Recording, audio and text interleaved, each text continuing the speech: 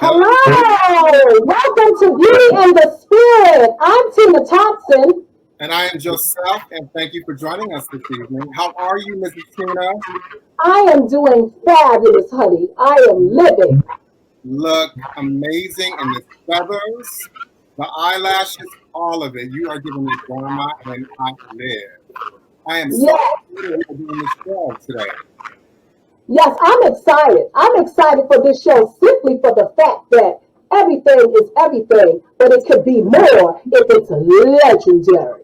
Magic. Yes, I'm excited. I'm excited for this show simply for the fact that everything is everything, but it could be more if it's legendary. Legendary. Yes. Legendary. Yes, honey. We have We some are, great guests today, right? yes, I was getting to say, we are packed jam with legendariness, if it is a word. Yes, Yes, yes, yes. we are packed jam. This show, Beauty in the Spirit, as you know, Mr. Joseph, it is meant to inspire. It is meant to talk about the fitness of life, to empower. It is meant for inclusion. It is meant for everybody to feel as if they play a part as an artist. Am I correct? Exactly. We all have a piece of the puzzle and we all make this world a beautiful place. Whether it's dance, whether it's theater, acting, house music, all of it, the ballroom scene, we all play a part in this new world and being the new pioneers to make a difference and people unite. That's what we need right now. Absolutely. Well, that being said, we both welcome you to this new edition, Dance in the New World. How are we approaching our audiences?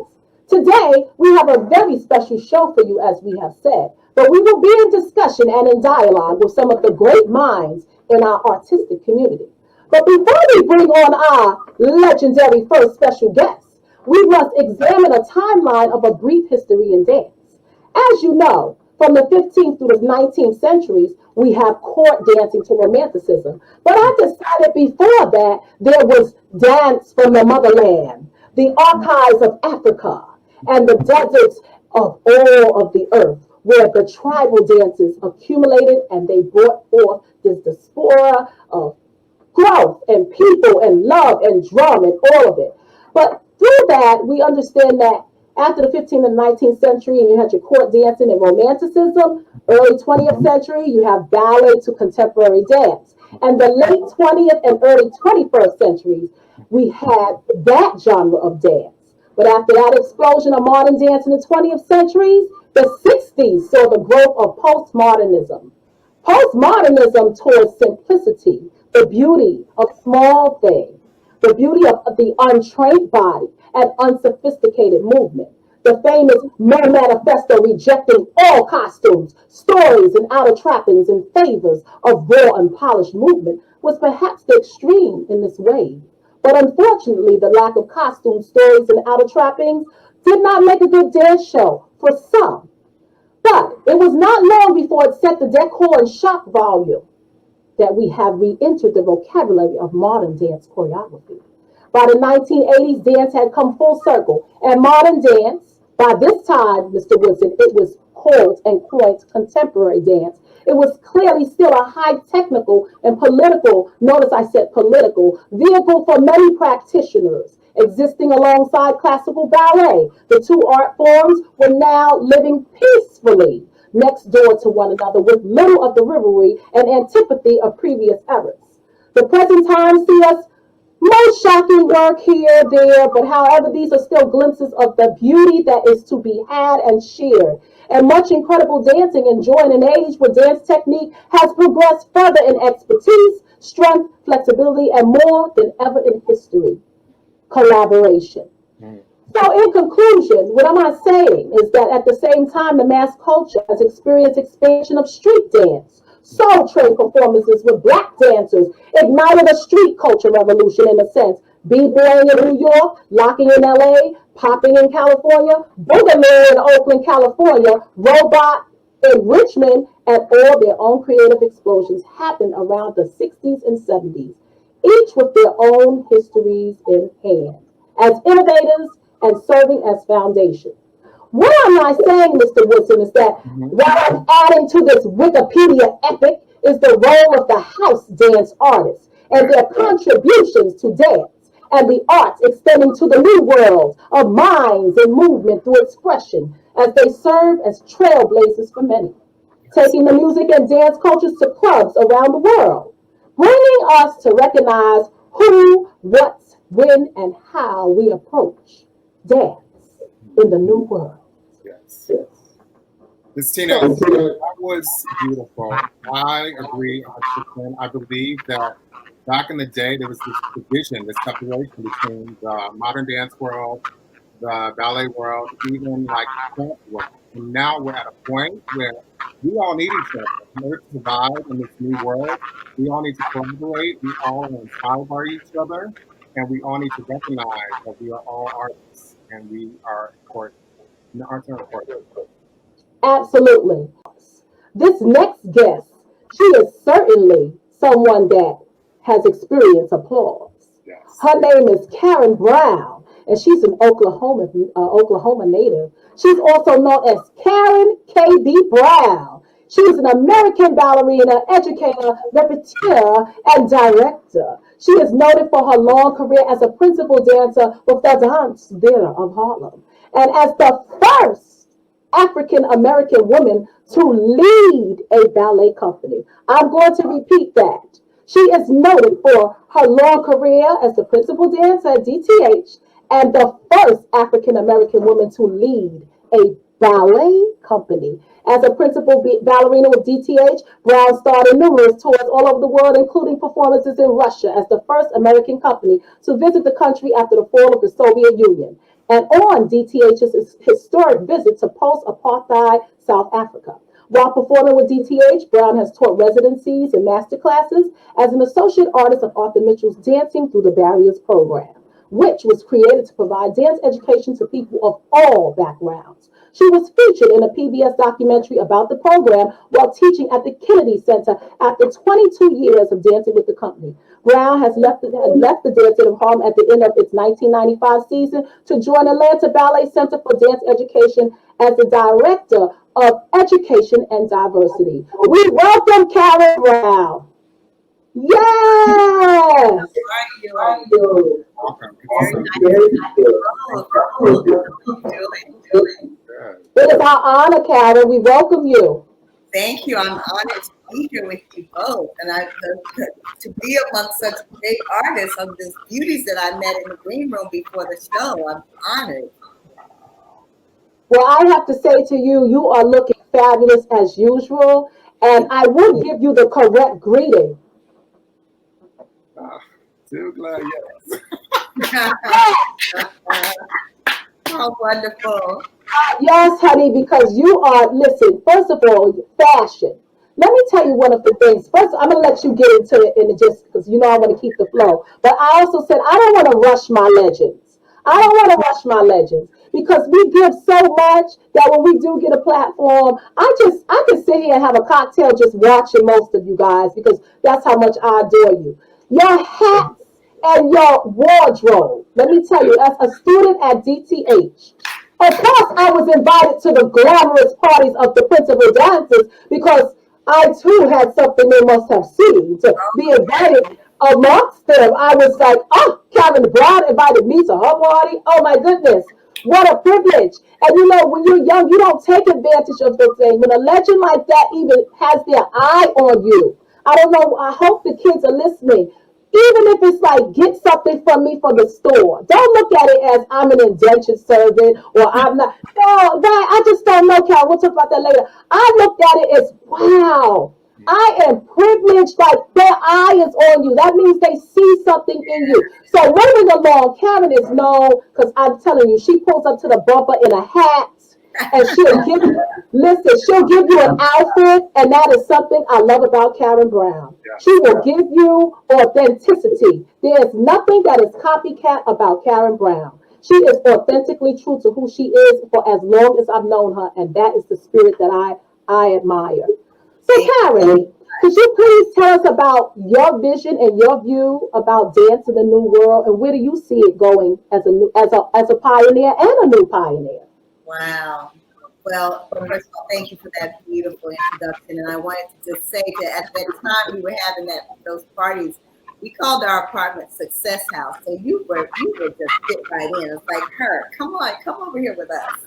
Have some fun with the people up in this camp. And thank you for inviting me to your camp to have fun with your guests. You know, I have been inside this pandemic thriving. And mainly because I have decided, I know that in times of great stress, such as what we're in now, wealth is built for families, and new ideas and brave ideas are going to come out of that introspection that is required to be in the pandemic. I spend a great deal of time. I have more time to pray, to meditate, and to envision, and to listen to the invisible forces and powers that are around me that are guiding me in my unique spirit to bring to the world what I was sent here to do. There's not so much of a cacophony of sound going on, and I can hear more clearly what that is. And to have I am really guarding the portal of my mind, just as Kevin Aviant said before, when you have the support of someone behind you that is so strong that you do not ever contemplate what you cannot do, then any idea that I come up with, I'm just not going to go for it because no one has ever told me no, right? I feel like I'm being, because of all of the different experiences that I've had.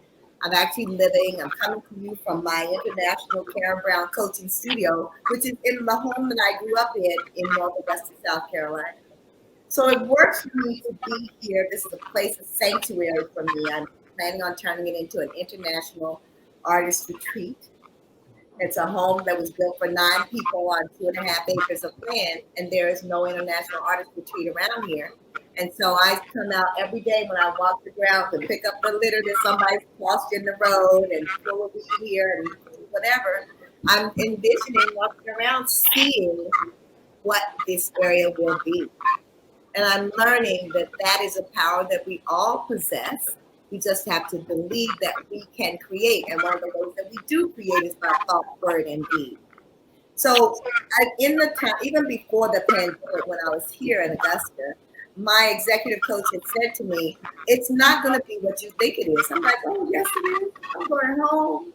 All the studios are going to open, I'm going to be around. They'll be like, oh, come and teach here, come and teach there. That has not happened. And so when my coach said, if you're like the Michael Jordan of ballet, and if you were passing through town, all of the people would have seen your children. But because you're here to stay, we're not quite sure are the children going to stay with you too, unless they get a taste of what you have to offer.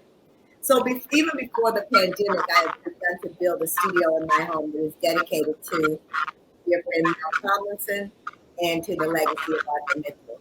And so that, coupled with the accelerated learning techniques that I'm perfecting, one using training dancers using computerized motion analysis, and then this reinforced motor function for ballet application that I'm learning from Sean McLeod.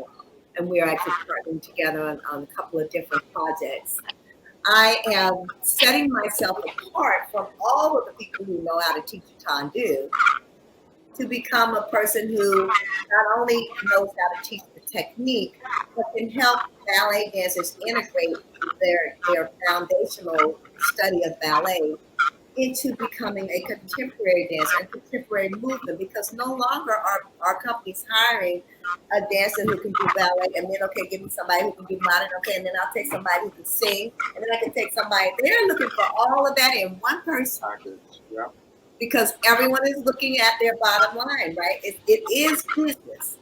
It's not all about business, but that's what makes the world go round. And artists solve problems. And so I am using those techniques and those curriculums to train artists so that they can do more than one thing.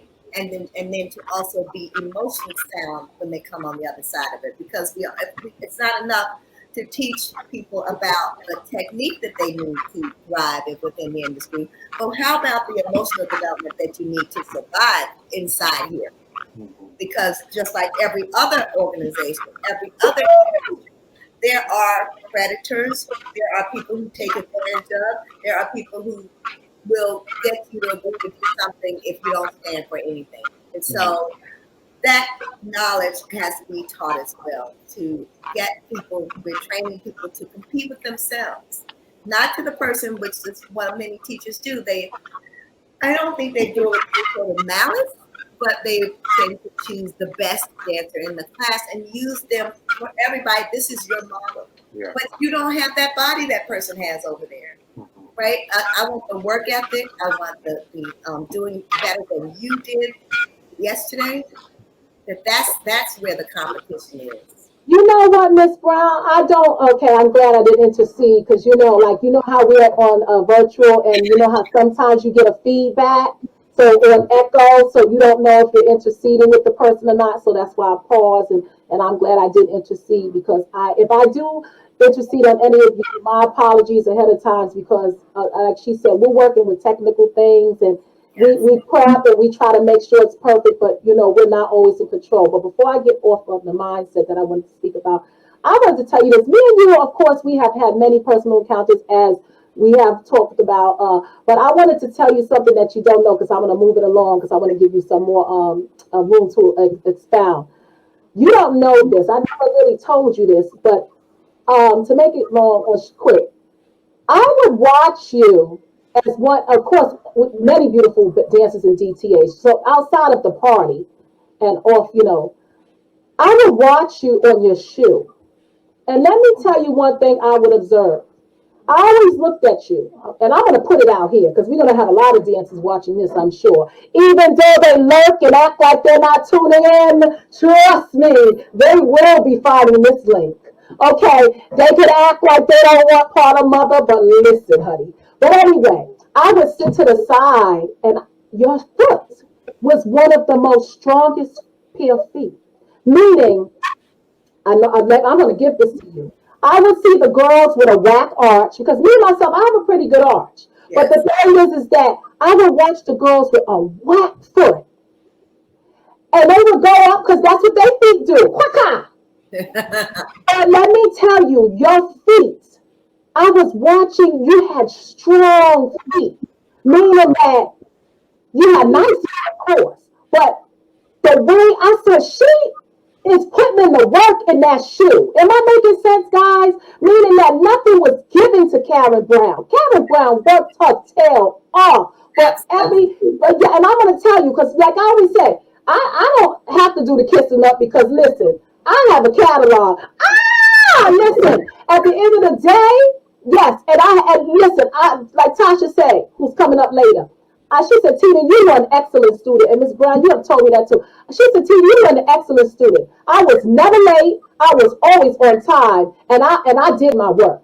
So me saying to that is that I watched you. And I said, I admire her work ethic. Like, the girls are just getting in the shoe, some of them, but Karen, of course, she could just get in the shoe too, because she had technique up the from the bazooka. But it's the way, it's like she did not take anything for granted. And I looked and I was like, Tina, you have facility and you have, I had facility and all this stuff. But I always said, don't use that as an excuse to not work, because I see so many people with facility and people just like, okay, she has a pair of legs.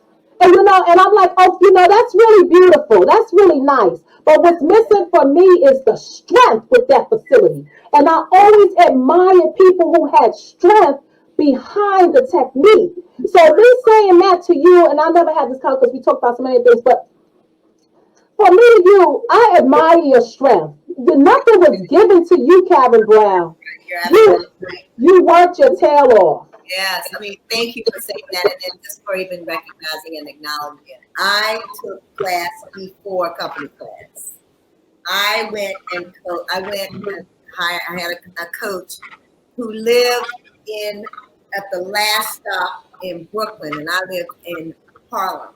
And my girlfriend and I would travel out there almost 2 hours to get to him for a 1 hour session and then 2 hours back. But I could see the difference. The thing about it is, in the dance world, nobody's really going to tell you to come out of that studio and stop learning how to do more fortes, how to get your leg up, how to go on foot. There is in my head, there was no glass ceiling because I could be as good as I could develop myself to be. We had great teachers. The Schmitzel would bring in great teachers. One of my favorite teachers was William Griffith, who was Carla Prachi's executive coach, and who was, Carla Prachi's coach, but who also taught at Joffrey when I was there on scholarship. And we worked with some of the greats, Freddie Franklin. There were artists who was our company teacher and choreographer for many, many ballets. He worked with us recently. We did Giselle. He did Paquita, Swan Lake, and even some of the story ballets, Streetcar Named Desire, Fall River Legend, the Saving Susie thing that we did. So, Frankie and Johnny. So we were blessed really to be have all kinds of work to dance, not just the classics, but also the Jeffrey Holder did lots of work for us. We worked with lots of Black choreographers. So we needed to be able to do lots of things, and we needed to be strong. And at the time that I was in the company, when I joined the company, there were 25. The largest number of dancers that we had when I was performing was 80. So, there are lots of people who are good who also want to be on stage in a 14-member ballet. So there was this healthy competition. And to be on stage, you were going to be up. If you were in the fourth cast, you were on stage to get the note. Because if I ever get a chance to do it, I want to know what the note is, right? So and these are things that you can decide to do or not. You can say, oh, I'm not in that ballet, I'm not on it. I could get home earlier if I just walk out the door now. And then, an opportunity comes up and you don't have all the information because you haven't been around. Absolutely. And Miss Brown, I just want to ask you before we lose you, but we'll never lose you, like I tell all my legendary guests. Yeah. And as you guys can see out there, like I said, I can't see all of you up here, but I see the comments on the side, and I will definitely be reaching out to respond to most of those later. And any of you that have this link, please feel free to respond. We hope you are enjoying the time that our guests are taking out of their lives during the pandemic to come discuss dance in the new world. And which brings me to that question, Miss Brown, where do you see us going with dance in the new world, and how are you approaching your I am really excited about what we can do with this medium. Right? Right now, just think about it. Just in your regular life, you don't have to really worry if so-and-so's at home. If they're sheltering in place, they're home. So you can contact people, right? And if they're not at home, you're kind of wondering about, well, do I really want to work with them? Because are they paying attention to the science? Are they really going to be around? I have a project that is going to be done in the future. They have to be around to be able to do it, right? So, and then I was speaking with my friend Wycliffe Gordon. He's here in Augusta, and he's a renowned musician. And we're doing projects. So people are at home, and people are ready to create. And so now the fabulous thing is to have the studio to be able to create, and I really think of it as an international broadcast center. So I can bring anybody into the space, just like you brought all of us into the space, and we can create projects and products and talk about, have conversations with people that we may not ever, before, we couldn't really even afford to bring them to where we are. But now it's just, do you have Wi-Fi? Yeah. Can you be ready at 5 o'clock on Friday? I'm just, that's anybody. Right? And so to me, there's so much available. It is whatever you can think about, you can create. And that's what's exciting to me. Sean and I were talking, and we had the same idea at the same time. He said, I was like, what if? And it's just not, what all the dancers that we know are at home now. And we can get them on the screen and just talk to them and come up with create work and projects. So I'm very excited about it. Say it again. I have a question for you, because being in the studio, you can feel the energy of the dancers, and teaching via virtual, via Zoom is completely different. Can you talk about that difference in energy and how to make things? Yes. Number one, I know that I will start out and I'll tell them, come close to the screen. So how you doing? really close, right? And then I studied with a teacher, and he goes, you see that sweat right there? Are you sweating like that? Let me see." And so, it's jovial, it's fun, and you're establishing a rapport with them. Where in the regular studio, of course, would that be happening? No, it's like, "Good morning, everyone. Let's start with PA." Well, because you can feel my energy. You pass me in the doorway when you come by me, and I say hello, and I can feel what's going on with you. But in this medium, I bring them close to the camera, and we say something. "Hello, whatever. How are you? How's it going today? What did you remember from last? What should we do?" That's a little conversation, and then they move, and they don't move so far away because I need to be able to see them, and their spaces aren't huge, big studios. So that is one way that I embrace them and really look at more human. So that we're actually having a dialogue, even though we're on the camera. Well, Karen, you have been a pleasure as usual. And like I said, this is definitely a moment in time as you grace the floor with your face and your hat, because again, your regality it supersedes your presence.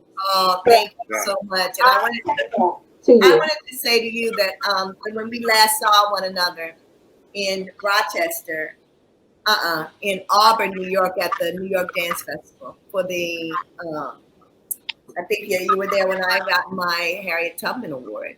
Yes. And you gave me a box, and I was so overwhelmed. But you said, I wanted you to have this. These are for you. And I have worn those earrings with, well, one of them, because I don't wear two earrings the same, you feel that. But I've worn one of them with such pride and gratitude. And they just say they're a black circle. It just says Black Girl Magic on them. And wherever I wear them, whenever I wear them, someone asked me, "What does that say?" I love those earrings. And I want to thank you again so much for having given them to me. It means so much to me. Well, we want to thank you on Beauty in the Spirit in behalf of the Skin Dance Company for being someone who is a true pioneer and a true new pioneer. Thank you, Karen Brown. Thank you so much. Pleasure in meeting you, Josef. Thank you. Thank you so much. Oh, we have to move it along, Mr. Woodson. This is legendary. Okay, because let me just say this. I am master tasking. Yes, So again, yes, they don't know what mother does behind the scenes, children. I do it all.